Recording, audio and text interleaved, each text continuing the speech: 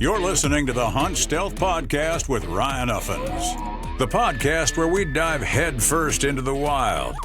Whether you're an aspiring hunter or an adventurer seeking the untamed, together we'll explore the strategies and stories that lead to success in the great outdoors.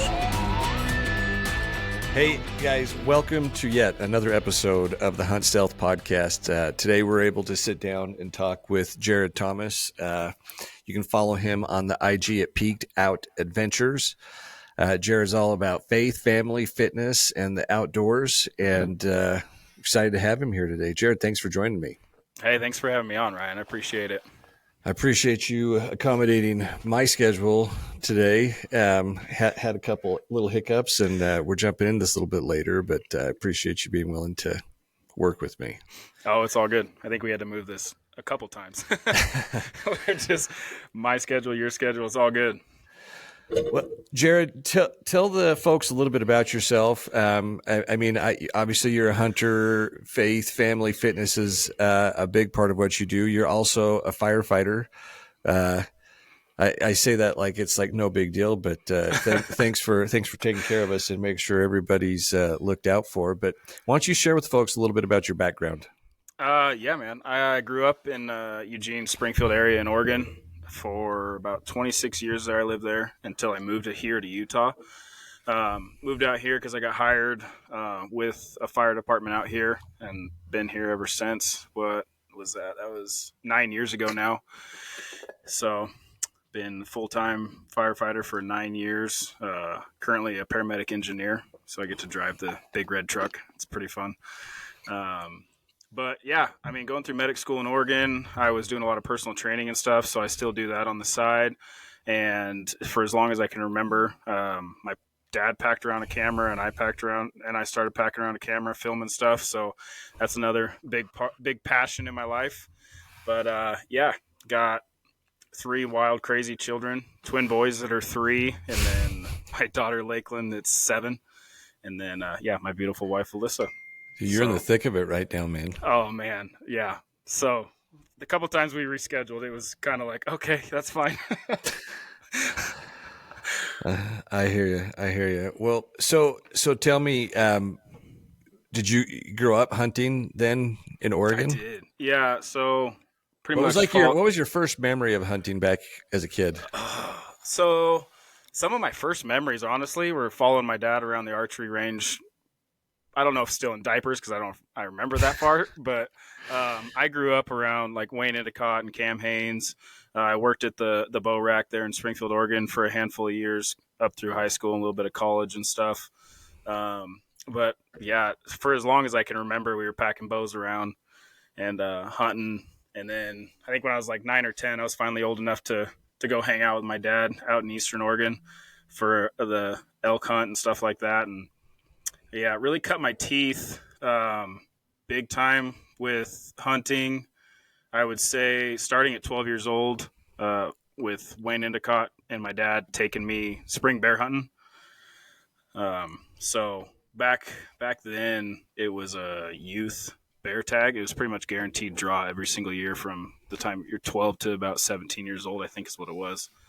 So that was some of my most memorable hunts, was hiking around those canyons with a bow and camo that was way too big and boots that never fit.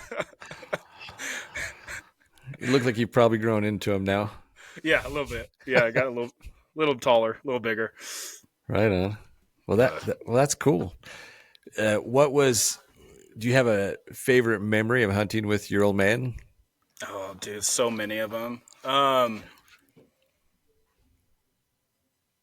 Yeah, I mean, honestly, I would probably say one of my most memorable ones was a recent hunt we did in Eastern Oregon. I didn't have a tag or anything. I just went over to kind of film, and it was kind of a mentally a tough year for me. So that was the year I really picked up the Bible, started diving into that, and just some really spiritual things happened on that hunt with my dad. We kind of just let God handle it, and he ended up killing a cow, but it was a really like the most stress-free hunt I've ever been on. And we just hung out together and just had a good time. That's probably definitely, as far as recent hunts go, that's probably one of my most memorable ones. Okay. So, Well, good. Well, maybe we'll have to put a pin in that and come back. We can talk about that if you want to, about some of your things that made it the mentally toughest year for you. yeah, of course. But tell me, if you would, like, so you're talking spring bear, and we talked about that. Like, what have you got? What have you got planned this year? What have you got what in the books? Like, what's been your favorite spring bear hunt that you've done? Ooh, my favorite spring bear hunt depends. We've had some pretty memorable bear hunts. Probably one of the hardest bear hunts I had was that 2022. This video is on YouTube. It's called the Bearathon. We ended up hiking 25 miles into the prank church for a bear. I'll never do that again. So that was definitely the most physically challenging one. I got Giardia on that hunt. There was forest fires rolling in. It was pretty sketchy, but I killed my first bear with a bow when I was 14, spot in the stock, and my dad was right by my side on that one. So that was very memorable. Black bear? Black bear. Yeah, it was a cinnamon. Yeah, Okay.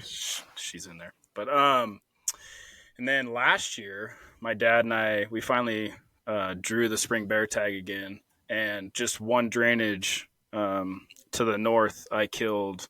It wasn't a big bear, but I say it's my dream bear because I literally had dreams about this bear. It was a full black bear with a black face, and then it had a white patch on its chest.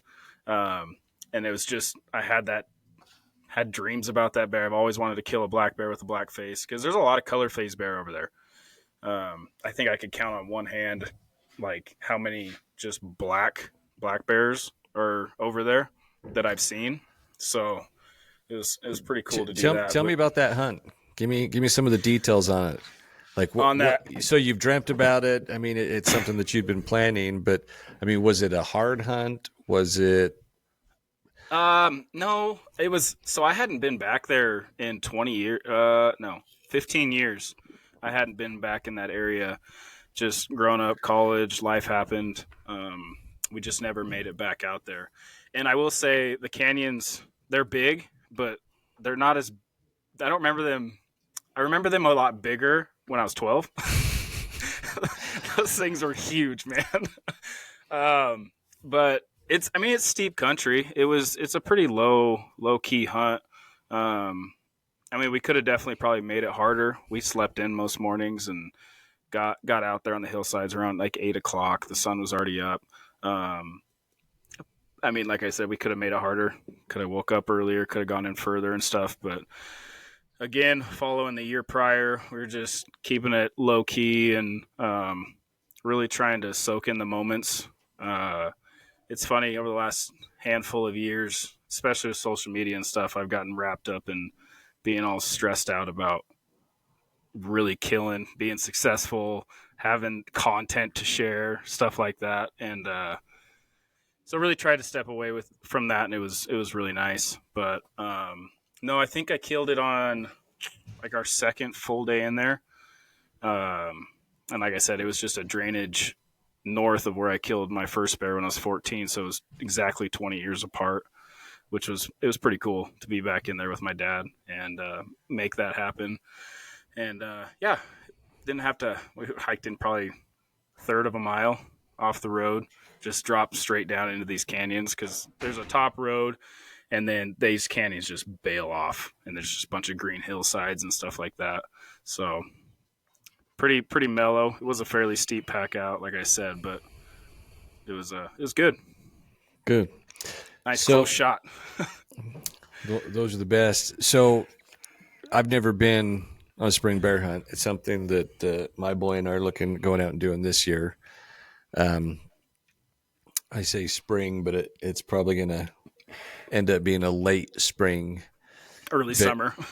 early summer. Yeah. But But like when you go out, from the research I've kind of figured out, like kind of like evenings, better time to try and get the bears. Is that what you've seen, or like not necessarily evenings, but just later in the day? I've heard that, and the last couple times, gosh, I can't say that there's an always, right? Always is never is always is never, something like that. But like I killed my bear in the morning. I killed him at like 8:30, 9 in the morning, and that just it was really hot during the days that we were hunting, like in the afternoon and stuff. So we didn't really see any bears in the evening on that trip. But the year prior, or it was 2 years prior in Idaho, I think we saw most of our bears in the evening. But it was a completely different terrain. Like there was still a bunch of snow on the ground. The hillsides weren't as green, and it was not nearly as hot as it was this last trip in Oregon. So if I did it again, my dad and I were talking. Like I said, we didn't make it very difficult because we slept in and stuff. Next time, we're definitely going to get up before dark, just to optimize our chances. Because I feel like we missed out on some opportunities there. Okay. Because I filmed a bear hunt. This was fall, but I filmed a bear hunt in Colorado for American Hero Adventures, and a majority of our bears we saw were in the morning. Pretty first thing is. And where was that at? I was out of. I'm drawing a blank right now. Well, like what state was it in? Oh, Colorado. Colorado. Okay. Yeah, that fall bear hunt was out in Colorado. Yeah, and when I say like what I've been researching, like we're looking at going up and doing like the Idaho spring bear, and that's kind of like my research is telling me like you're most likely to see them in the evenings up there. Yeah. Like as you are you doing a spring bear hunt this year? I do not have one on the books currently, but it's one of my favorite hunts. So I'm looking at Montana or Idaho. I didn't draw Oregon, so. What when you kind of sit down and plan out a bear hunt, like how much research, like, and what do you put into it as far as planning of that goes? Not nearly enough. I will say that. So I mean, you're like having I said, success, so it's not. You must be doing something right. I had the benefit that I grew up in that spot, pretty much in Oregon, and we spent a lot of time there. And my buddy of mine still hunts there to that day, so I just picked his brain a little bit. But like the Idaho hunt, we did quite a bit of e-scouting for that, and we went on my buddy Cade. It was his spot that he wanted to check out, so he already had that kind of picked out. But we really dove into looking at like the canyons, which way the hillsides were facing, kind of where we wanted to end up. Depending on if you're going to go backcountry or something like that, it's always like a good idea to plan out your camping spots and how far you really want to get in certain days, and stuff like that. But I mean, finding those green hillsides and where those north faces just kind of feed those heavy timbered north faces feed into those green hillsides. Those are really good spots you want to look. That's exactly where my bear popped out last year. It came right out of one of those north faces and fed out on a pretty green hillside. So those are really good spots to look for. But and you're doing archery? No, that was rifle last year. Rifle. Most of it now is rifle. Rifle. I like to fill tags. As far as spring bear goes. What's the most difficult part of trying to take a bear with archery? Like, I mean, rifle, obviously you've got like a lot more distance that you can reach out and get them. Yeah. Is it wind? I mean, it seems like wind in all big game hunting, but I mean, man, like bears, their noses are able to like timestamp when something was there and where. Oh yeah. Yeah. A bear's nose is incredible. But honestly, I think aside from the wind, because that's kind of, like you said, an obvious one with big game, is from what I noticed, is these bears are like always on the move. So my bear, I had like 3 minutes before this bear fed out of the timber and fed all the way across this open hillside, and it was gone. So I did not have. So if I would have spotted that bear with a bow, there's no way I could have gotten a stalk on in time, right? Like I don't remember there being very often in that area in Oregon where we spotted a bear bedded and sleeping kind of thing on a hillside to where you could make a really good stalk. One way that we were successful on my first bear with a bow was we had somebody on the other side of the big drainage, and we were kind of glassing for each other, and they were able to call us up and say, hey, this bear, because we got on the bear in the morning, it fed into the timber and bedded or did whatever it was doing. And then later in that day, after a storm passed, it came back out. So they got back on the phone and got a hold of us, and it was letting us know that it was feeding up the hill towards us. So we got ready, and the bear fed to us, and I shot it with a bow at 25 yards. So Sweet, man. They just never stop moving. It's wild when you start watching videos on them on how fast they can move across the mountainside too, because it's like, just from what I've been up, trying to stalk elk and things like that, like I don't go fast at all. Mm-hmm. And when they decide that they want to move to a new area, I mean, they can create distance between you in no time at all. Yeah. Oh yeah, big time. And it's like there's times where you think they're going to hang out for a while because they're sitting there digging in rocks and they're flipping stuff over and stuff, and they do hang out for a little bit, but I mean, they, like you said, they just move on. Yeah. It's like they got ADD or something. Yeah. Perfect animal for me to hunt. Right. What have you? I mean, it sounds like you haven't had too many close encounters, because that's one of the things a lot of people worry about is bumping a bear when they're out hunting. And obviously, if you're hunting elk, you get an animal down or a deer, like that becomes more maybe something to be aware of.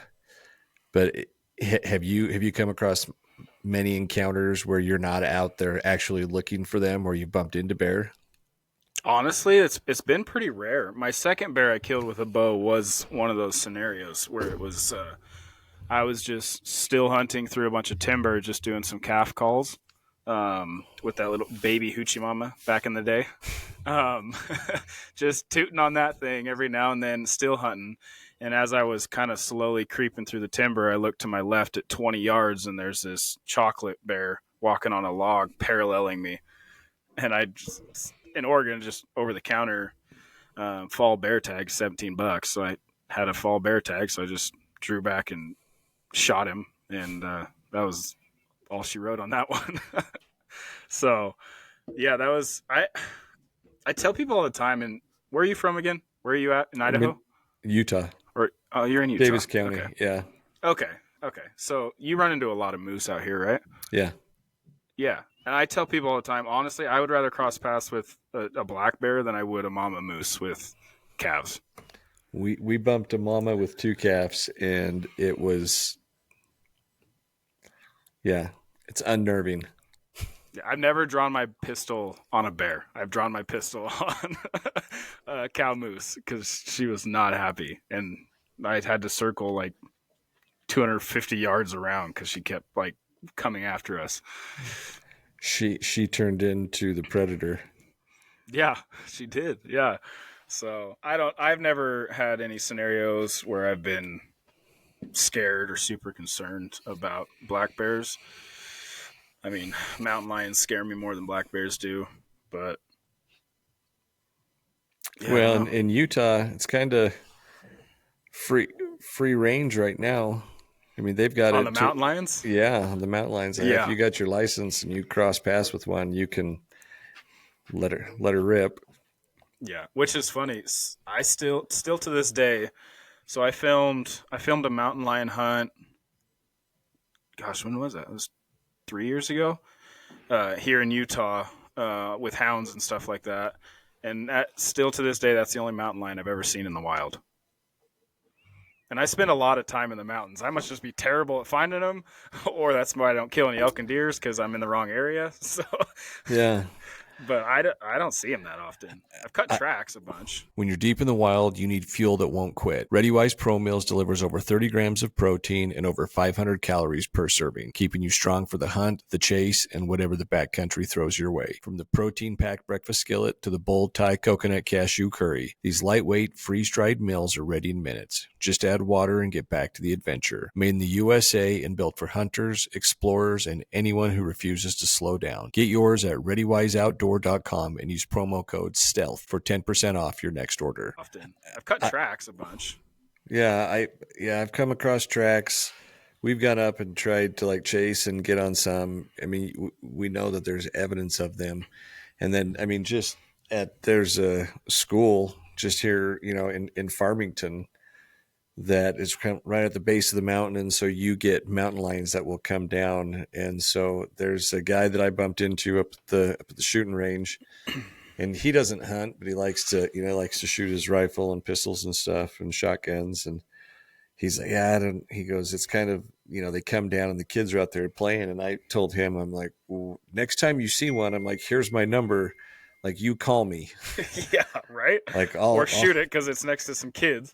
Yeah. Well, I mean, like I said, it's when I maybe say next to some kids is maybe a little bit of a stretch. It's not like they're out at recess or something, but it will kind of come down and they'll look around. And I think most of the time it's probably some of the younger ones that are getting, pushed down. And, but yeah, they like to come down and eat people's pets. That's for sure. I mean, hop into a backyard. There was a couple years ago when it was really, really bad. Like, you would see, like, on Ring, you'd get notifications. People are just posting mountain lions 24/7. And this was like right in the area that I had lived. They didn't come quite down as far as to where I am, but they were all over, and you would hear them. You would hear them eating some pets. Oh gosh! Like it was, because it would be, cool. It cools down at night. Throw the window open, and there was one time my wife was like, "What on earth is that sound?" I'm like, "That's a mountain lion." She's like, "You got to be kidding me!" And I'm like, "That is a mountain lion, and it is chowing down on somebody's pet right now." So yeah, that's not good. That is not good. But yeah, and the thing is too is like they're quiet, right? Like a lot of times, like you don't know they're following. I mean, they could be following you, and you might be looking for them, but unless they want to see you and step out, present themselves, like you might not come across them. Oh yeah, yeah, and that screaming sound that they do. I've had them following me, whether they're following me or they were going the same direction at the same speed I was going or not, in the middle of the like at dark, hiking into a hunting spot. I've had them screaming behind me, and that was a creepy sound. Yeah, their scream is gnarly. The other thing that I'm not going to do is, as I tell everybody, like I'm terrible at elk calling, and elk hunting is primarily what I do. Mm-hmm. And I started listening to mountain lions. And I think no wonder I'm not calling in any elk is because my cow call sounds more like a mountain lion. So they're like, "Oh, like I'm getting out of here. Let's get out of here. There's a mountain lion around." So I think I'm better off just putting the elk call away and not trying to do a cow call and just walk around more. Yeah, it's wild. If you haven't heard a mountain lion, like, people should just go Google it. Just Google similarity between a cow call and a mountain lion. And your face will pop up. Yeah, my face will pop up. I start listening to it, and I'm like, oh, well, no wonder nothing's ever coming in to see what's going on. So anyway, nice thing is I got some good buddies that are going to go out with me this year that are pretty good at the bugling, and we'll probably get it done this year. But hey, that's the only thing better than you being a good elk caller is having buddies that are good elk callers. Yeah. 'Cause then they're calling the elk for you, right? Well, and some of the guys that I've gotten to know through this podcast and that, it's like they're such amazing hunters and they've done everything. They're kind of at a stage in their career where they like helping other people have success.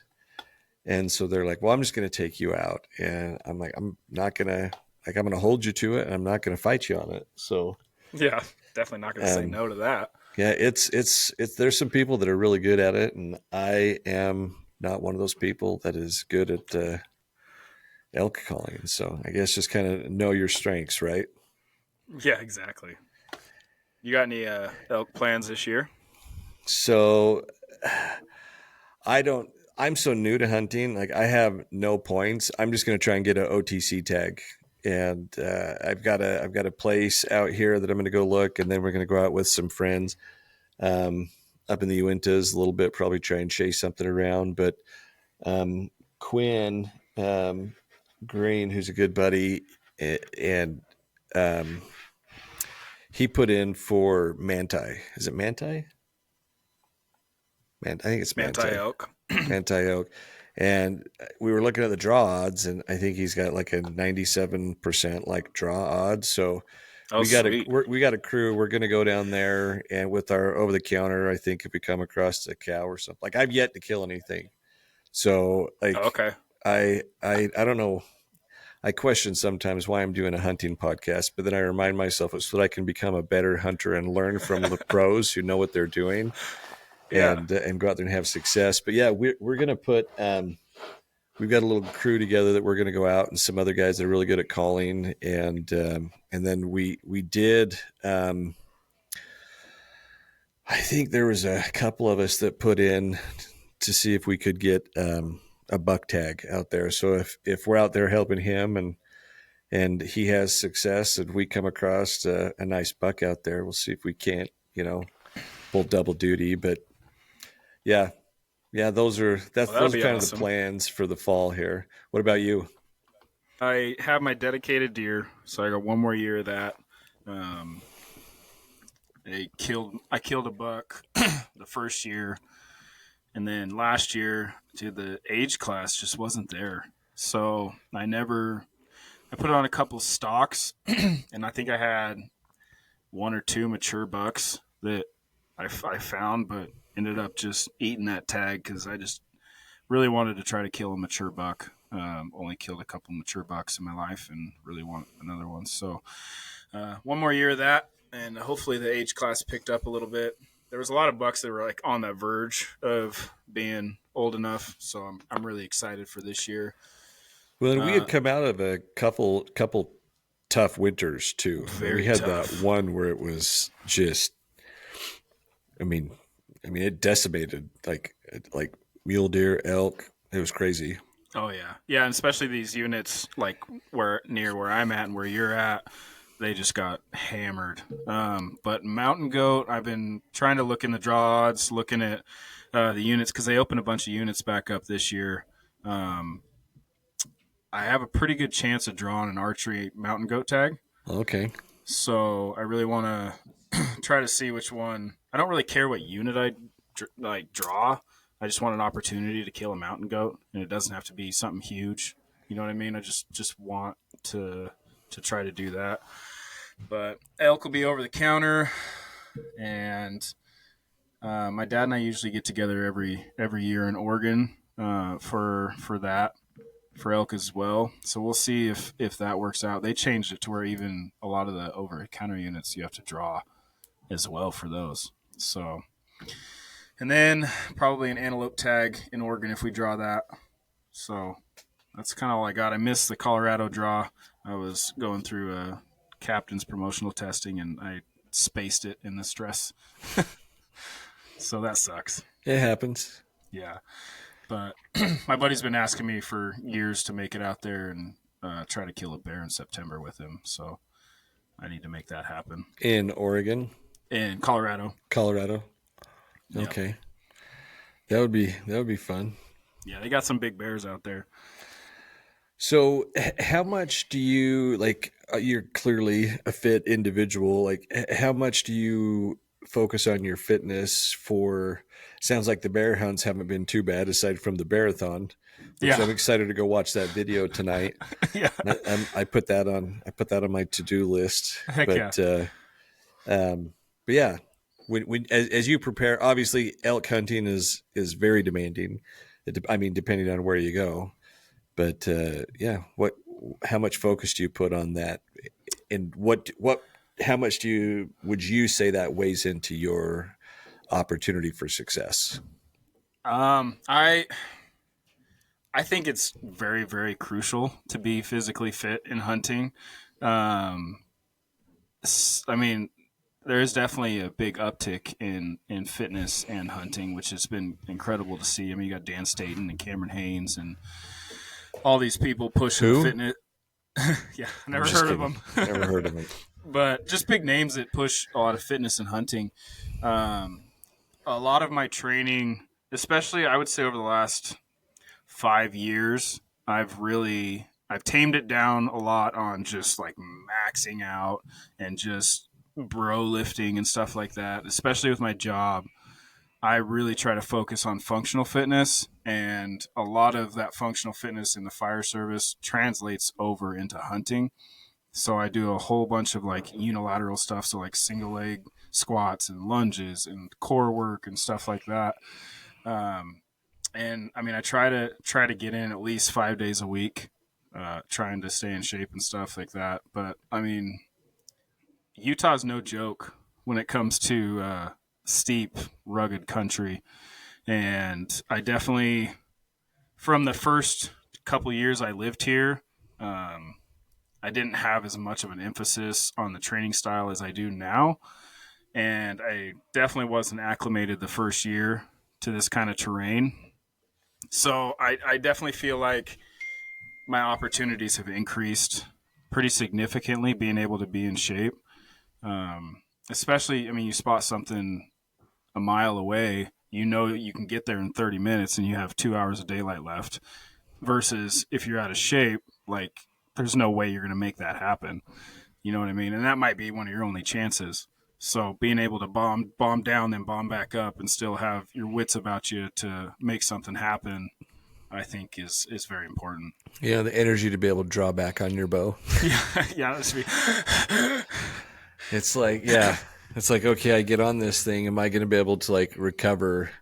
And when I draw back, not sit there, like put the pin where it's supposed to be, and yeah, exactly, stop the shakes and all that. But yeah, you do.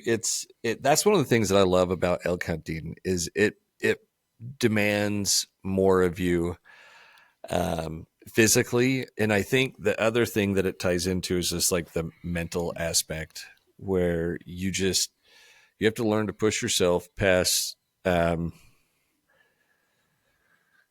I guess some of like the limiting beliefs that you put on yourself. It's like you said, like, can I bomb down this mountain and get up and get in range to be able to take a shot on this elk? Or if it's like, miss out on those types of opportunities. Yeah. I mean, there's been years where I've been in like really, really good shape, and then a year where I wasn't in as good a shape, and just that exact scenario, like even questioning it for 20 minutes, and now it's too late because I wasn't in the shape that I was either the year before or the year before that. You know what I mean? So then that opportunity's gone. And then not to mention the pack out. I mean, an elk is not a small animal. So I'm looking forward to enduring that pain. It's amazing. Really is. That's one of my favorite things, man, is packing out elk. If someone ever needs help packing out an elk here in Utah, just call me. I will do whatever I can to be there. Yeah. It's like I said, yet to experience that, but I think one way or another with a couple of the groups we're going out with, I'll be able to assist in that, and ideally, I'm going to be doing it myself. So. Oh yeah. Yeah. Yeah, especially if you got a good group of people, man. It's a lot of fun, the camaraderie and everything, and the suffer fest together it's pretty special. I just see that's part of like why I train the way I do now is like I don't want to be the guy that everyone's waiting for. Yeah, right. Yeah. I'm getting up there too. I say up there, I'm not that old, but I'm 45 and having not done this before. And I'm now like in the best shape of my life, which is pathetic to think of actually. Aside from the injuries that I'm constantly, it seems like every year there's something like hamstring, torn plantar fascia tendon, hamstring the next year, a month ago, grade 2 shoulder separation, Oh man. falling. But it's, I know I keep telling myself, I'm like, how am I in the best shape of my life? But you get older and things just start to break, and you want to be able to, give yourself an opportunity to, Oh yeah. I do notice though that even though like when I do have injuries, just because I've pushed myself, if I'm smart and I don't overdo it and like I let the recovery kind of play its course, I do recover faster than what I did when I was just like, I call it back when I was skinny fat, Yeah. you know? Uh-huh. So Oh, for sure, man. And I didn't ever want to believe anybody when you turn 30, it's all downhill from there as far as just sleep wrong. I see nothing but blue skies ahead of me. Goodness. Yeah. Yeah. But, yeah. So tell me, like, how do you mentally prepare for some of these hunts? I mean, there's the physical aspect, but like, and you talked about the hunt that you were out on with your dad, and it sounds like there were some spiritual things that happened. I mean, if you want to share them, would love to hear them. If it's personal, like by all means, like you don't have to, but tell me a little bit about what you got going on there. Oh And your no, man! thoughts on that. I'm an open book when it comes to this stuff. I love talking about this stuff, and I think I've told this story a handful of times in podcasts or just talking to people and stuff like that. But and it's the spiritual journey has been pretty awesome. But yeah, preparing mentally for the hunts, the physical side of things, like you said, is very important because if you're just flat out exhausted and everything, you're already going to start losing the mental side of the game. Just battling that, like, can I keep going on? Should I keep going on? Should I just go home? Stuff like that. So if you're not ready to go physically, that's a great place to start. But no, man, the harsh reality of a first responder job is that you see some pretty dark stuff and you go to some pretty dark places. And then you're just away from family and just the mental health battle it's just constant with our job. And there was a couple of years ago on the deer hunt. Long story short, I not a mental breakdown, but I packed in the day before opener. I was like 7 miles in, and I set up my tent and everything. I got to the top of the hill and started glassing for the evening for the last hour and a half of daylight. And within 5-10 minutes, I started just breaking down. I was bawling, not in the right mental space to be up there.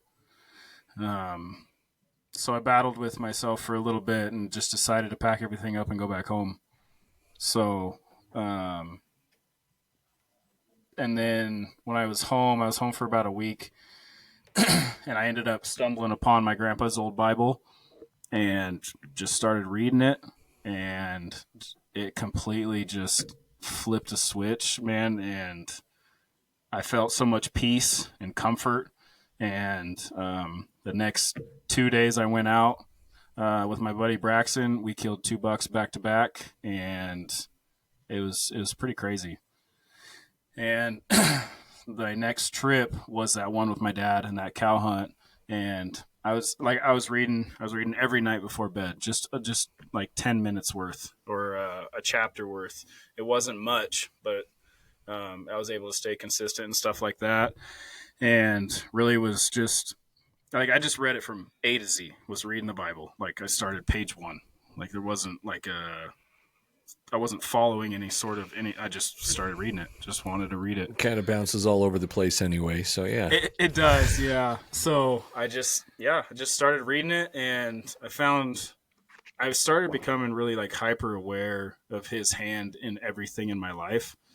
And I think that was one of the big things on that elk hunt. Like that little voice in my head or in my dad's head on that hunt, we just listened to it. From things as silly as like, man, we should really shoot my dad's bow, because something, we just felt like we needed to shoot it. And dude, he was 6 inches off at 50 yards. The next morning, he shot his elk at 50 yards and 12 ringed it. So it's just little things like that, and we just went with the flow of everything. And I think having that spiritual aspect, because I've always been pretty spiritual. I don't want to say I'm not religious.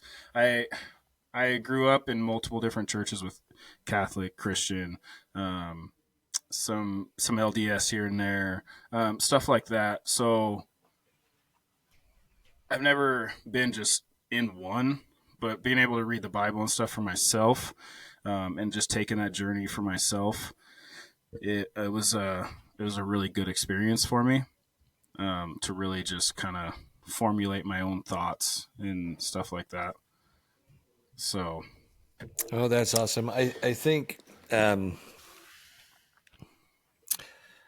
I've talked about this, on a couple other podcasts. Like, one, when you get out in the wilderness, like, it shows you how small you really are. But there's that flip side to where, like you had talked about, like, you can see God's hand in everything that it is that you do. And I'm a member of the predominant church out here in Utah. I have my flaws. I have things that I struggle with. But when you do turn your focus to the Savior, I think, especially when you're going through things, and the stuff that you're seeing and dealing with is like, that's way, way, way heavier than anything that I have to deal with. But you start, dealing with seeing that loss and stuff. Like, I can see how that could just really like break somebody. My cousin, he was an EMT, worked with the fire department for a long time. And man, like, he's seen thing, and you can't, there's not a lot of people that you can go to that can relate. yeah, right. That's very true. Yeah. And I think that's why you have, like, in the military, you have these brotherhoods where it's like, the guys stay connected, and law enforcement and, fire department, things like that. I couldn't imagine some of the things that you have to see and deal with, and loss is real. And it's like, probably, if not daily, on a weekly basis, that's something that you're going through. But I found, one, when I try and strengthen my relationship with Jesus, like, whatever I'm going through, like, I feel that burden lighten. Mm-hmm, absolutely. And we're taught that we're supposed to give it to him. But there's the other part of us, like the carnal man, right? That is like, well, I'll handle it. I got this. I can do it. I'm fine. Suck it up. And for a lot of the time, like, growing up, like, my age, it's like, you were like, just like, hey, suck it up, be a man. And I think that still holds true, but I think the definition of what that means by sucking it up and being a man is there's so much going on in the world, man, that it's just like, life gets heavy, and people just feel defeated. And I think it's good for guys to be able to talk about that, like, whether it's focusing on your relationship with the Savior, or just opening up and talking to somebody else. I find the more you do that, the more, like, Jesus becomes more the focal point, and you can, and God kind of, like, just like, well, he's like, I can help you through this, but you got to do it my way. And that's where I struggle, is I'm like, yeah, but it's not your timeline, man. and when we recognize that, things tend to start falling into place. And it's like, man, it would have been easier if 3 years ago I did that, or 6 months ago, or a month ago, Absolutely. a week ago, or if I would just do it today, right? Yeah. Yep. So, yeah, no, I appreciate you sharing that. And it's not something that it's definitely become more like guys are a lot more open to talking about the stuff that they're going through. Yeah. Um, Which is good. No, that's good. so I think it's needed. But yeah, yeah, I mean, to kind of expand on that and to answer your question more, making sure that everything on the home front is dialed in. If you got loose ends at home and things aren't copacetic at home, I can tell you that that is going to feel about 10 times worse when you're by yourself on the mountainside. You have a lot of time to think up there. So that plays into the mental health side, or the mental toughness side of hunting. You got to have your affairs in order, so that way you can focus on your hunt. And I think that's a big part of why I was able to really focus on those few hunts after that kind of short journey. Just having everything in order. And I was out there, I was on the mountain. I was able to focus on my hunt. I was able to focus on the kill and not have all this stuff going on, all this noise in the back of my head. So I think that got to make sure that those affairs are in order. and I think that applies just to all aspects of life.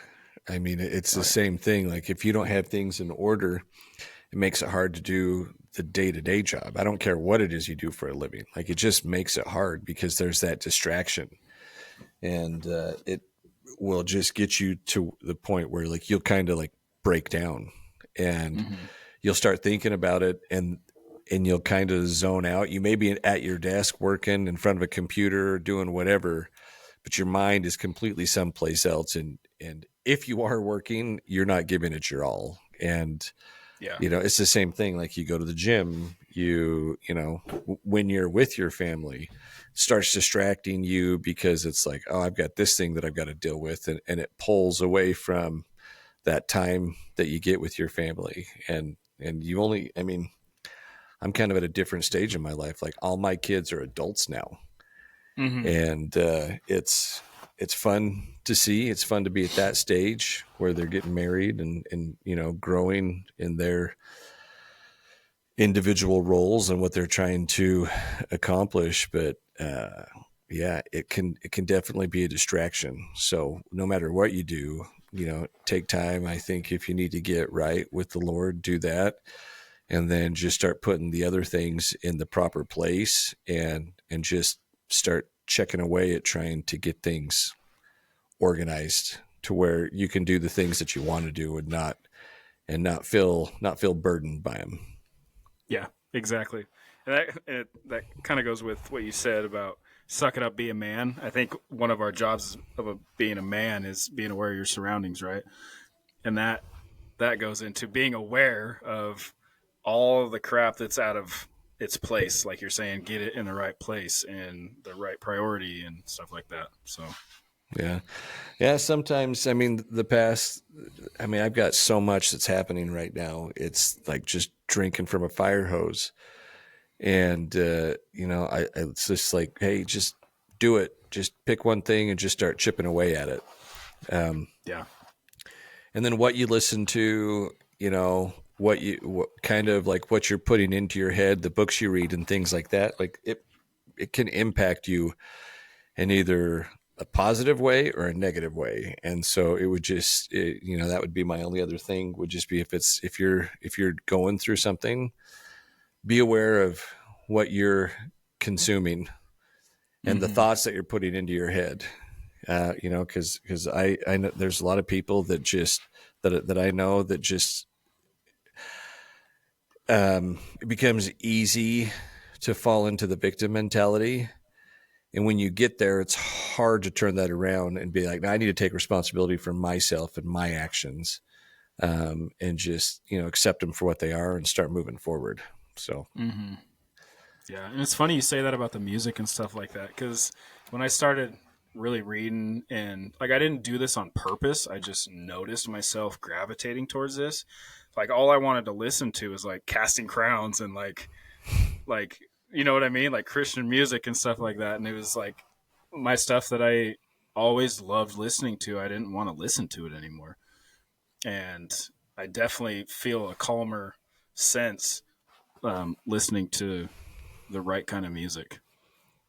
Yeah. Well, and it's not easy to make that change either too. Cause it's like when I go to the gym, like I found you some angry music. Yeah. Yeah, but it's crazy how it spills over into other aspects of your life, and it can change your mood and demeanor. And, I think that, oftentimes the church that I'm a part of, they're like, hey, be careful the music that you're listening to. And I was a hypocrite because I would listen to and when I was a kid, I listened to a certain type of music. And then I hear my kids listening to stuff and they're like, well, Dad, I've heard your old stuff. I'm like, my old stuff is not bad. And then I go back and play it and I'm like, yeah. Yeah, if we only knew back then. Yeah. Maybe it was. But I do think there's something to, I definitely think there's something to changing, like I said, that input that you're listening to, the music that you're putting in. And like I said, the books, whether it's your Bible, Book of Mormon, whatever it is. I mean, just the books that you read and the things that you consume, they can either help your growth or they can hinder your growth. And so that's something that I've noticed that I, over the past couple months, have really started to put an emphasis on. I haven't been perfect, but it definitely, what I listened to today, going into the office and that, I'm listening to different audiobooks and podcasts that are focused on helping things that are going to make me better. Yeah. And then when things go bad, you just kind of like roll with it, you address it and move on. I mean, and that applies to hunting because, I mean, I've yet to go out and be like, hey, this is my plan and have it go exactly as I've had it planned in my mind. Yeah. 99.9% of the time it doesn't go as planned. And it's almost immediately like right out the gate. So yeah, exactly. Anyway, well, Jared, hey, as we kind of wrap up here, I've been asking this question to some of the folks and I want to ask it to you. Like what's one of the most overrated pieces of hunting equipment or tools? Overrated piece of a hunting equipment. Oh, that's a good question. I'm kind of a gear nut. So you're the right guy to answer this then. I guess. I know what's important, but I'm trying to think of what I have that I could do without.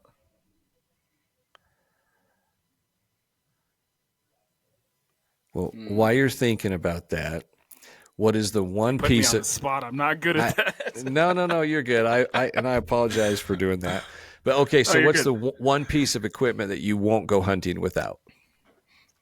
I actually have a couple that I tell everybody, if you're going to spend money on these couple things, then spend your money on these couple things. And that's a good pair of boots and a good hunting pack.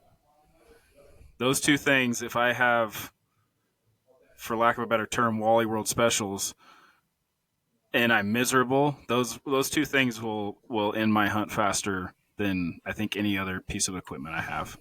Okay. Because, I mean, in all reality, you could do without binos. You could do without a rangefinder, right? Like, they used to do it all the time back in the day. But I think a good pair of boots, especially if you're putting in double-digit days. I agree. Like, that's one of my things that my little hill that I'd die on is probably the pair of boots is more important than a pack. Yeah, your feet are what's going to get you around the mountain. Because I can hunt in blue jeans, right? Yeah. Oh, camo. I'll say camo. Camo is the most overrated thing there is. I've been hunting in solids for the last handful of years, and I'm still killing stuff. Well, we have a streak going here. Everyone that we've been talking to has been defaulting to camo, so you're not off the mark. Yeah. I figured when you said blue jeans, I was like, He's It's gonna say coming. camo. It's coming.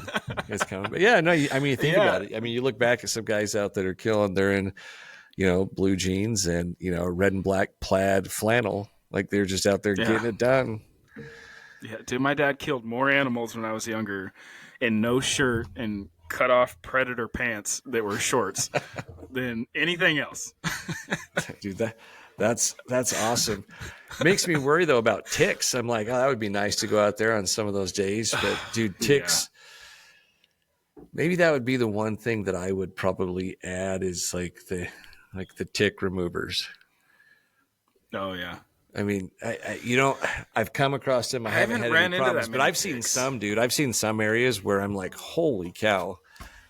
Well, have you seen like Brady and their the Go Hunt films and their bear hunting, and they're just duct tape full of ticks? It's like, oh Yeah. no, thanks, man. Yeah. I got in trouble a couple of years ago because I killed a blacktail when we were visiting my parents in Oregon, and I had it in the garage. And twin boys, right? They're curious and everything, so they're out there hanging out with me while I'm caping this thing out and everything. And the next morning we wake up and my mom goes, "Royal, one of my boys' name is Royal. What's on his ear?" There's a black dot on his ear, and I'm like, "Oh no!" So I look, dude, he's got a freaking tick in his ear. So mom wasn't happy about that. Yeah. That would definitely be a bummer. Definitely get you into some trouble. But anyway, I've been found. Oh, speaking of, there's one of them right there. So and then this is Valor, and then this is Royal. This is Spider-Man. Spider-Man. Spider-Man's the one that got the tick. Yeah. Okay, good. He doesn't have it anymore. Cute kids, man. That's awesome. Bro. They're pretty awesome. All right, pops, get back in here. We got some stuff to do. Hey, exactly. Let's just finish with this. Is there anything that, like, any advice you have for a new hunter that you would just, impart on them just to be able to just enjoy the hunting experience? Yeah. A couple of things. One thing that just came to my mind as you're asking me the question, if you got to write it down or whatever, remember why you're getting into hunting. Because in a handful of years, you might forget that and might lose the fun in it and stuff like that. So remembering the why you're getting into it. There's been a few years scattered throughout where I have had to take a step back and try to remember why I got into this and why I love it and stuff like that, because life's just crazy and you just lose that. Be patient. I know that probably goes without saying when it comes to hunting. It took me 9 years to kill my first elk. Obviously, I was a kid growing up and stuff, but it still took me 9 years to kill my first elk. And then just be a sponge. Ask everybody. Most of the people I know, they'd be happy to give. I mean, people won't necessarily give spots out, but don't ask for pins. No, everyone's got little tips and tricks and hard lessons that they've learned that they would share with you. And then what you do is you formulate your way that works for you. And don't be dead set in your ways once you think you figured it out, because if you think you got it figured out, the elk will humble you real quick. Yeah. So. No, that's awesome advice. I appreciate it, Jared. Hey guys, if you're not following him, go give him a follow on Instagram, Peaked Out Adventures. We'll put a link in the show notes if you have a hard time coming across it. But really appreciate your time and just like the thoughtful discussion just around like the mental health side of things and everything else. It's been a joy. We'll have to do it again sometime. Absolutely, man. Look forward to it. Thanks for having me on. I appreciate it. Okay, guys. Hey, if you're listening and you enjoyed this podcast, share it with someone. Shoot them a link. Whether it's if you're watching on YouTube or you're listening to it on Spotify or Apple or wherever it is that you're listening to it, send it to somebody. If you were able to pull something from this, appreciate all the support that's out there, and stay safe and God bless.